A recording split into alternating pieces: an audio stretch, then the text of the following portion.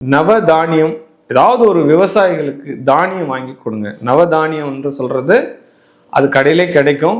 But நீங்க விவசாயிகளுக்கு விதை நெல் வாங்கி கொடுங்க. அது நெல்லா இருக்கலாம், கோதுமையா இருக்கலாம், என்ன விதையோ ஏதாவது ஒரு ஏழ்மையான விவசாயிகளுக்கு ஒரு வருஷத்துல ஒரு மூட்டை விதையை வாங்கி கொடுங்க.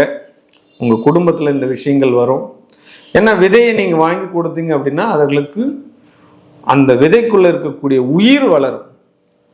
அந்த விதை வளர ஆரம்பிக்கும் பொழுது உங்களுடைய குடும்பம் கண்டிப்பாக இந்த சிக்கல்களிலிருந்து வெளியில வந்து, பிரச்சனைகளிலிருந்து வெளியில வந்து உங்களுடைய வியாபாரம் பெருகும், உங்களுடைய குடும்பம் ஒற்றுமையாகும், கணவன் மனைவிக்கு புரிதல் உண்டாகும். இதை செஞ்சு பாருங்க. ரெண்டாவது விஷயம் அப்படின்னா, அருகாமையில் உள்ள அம்பாளுக்கு பால் அபிஷேகம் பண்ணுங்க. அல்லது உங்ககிட்ட பால் வாங்கி கொடுக்க முடியலையா, தண்ணியாலாச்சும் அபிஷேகம் பண்ணுங்க. அப்ப அந்த அபிஷேகத்தை கண்களால் பாருங்கள். ஜலம், தண்ணி அவர் தலையில ஊத்தி ஜலம் வழியும் போது உங்க கண்ணால நீங்க பார்க்கணும். இந்த விஷயங்களை நீங்கள் தொன்று தொட்டு பார்க்குறீங்க அப்படின்னா, இல்லை ஏதாவது ஒரு அபிஷேகத்தை நீங்கள் எடுத்துக்கோங்க. செவ்வாய்க்கிழமைனா அந்த பால் அபிஷேகம் நான் பண்ணுறேன், வெள்ளிக்கிழமைனா நான் இந்த பால் அபிஷேகத்தை நான் பண்ணுறேன், இல்லை இந்த பால் அபிஷேக பூஜைக்கு உண்டான செலவுகளை நான் ஏற்றுக்கிறேன் வீக்லி.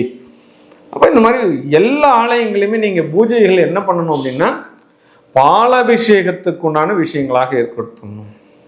இல்லை பக்கத்தில் ஒரு சிவன் கோயில் இருக்குது, அங்கே வந்து நந்தீஸ்வருக்கு பூஜை பண்ணுறாங்க, திரையோதசி இன்னைக்கு பிரதோஷம் பண்ணுறாங்க, அதுக்கு பால் வாங்கி கொடுக்கலாம்.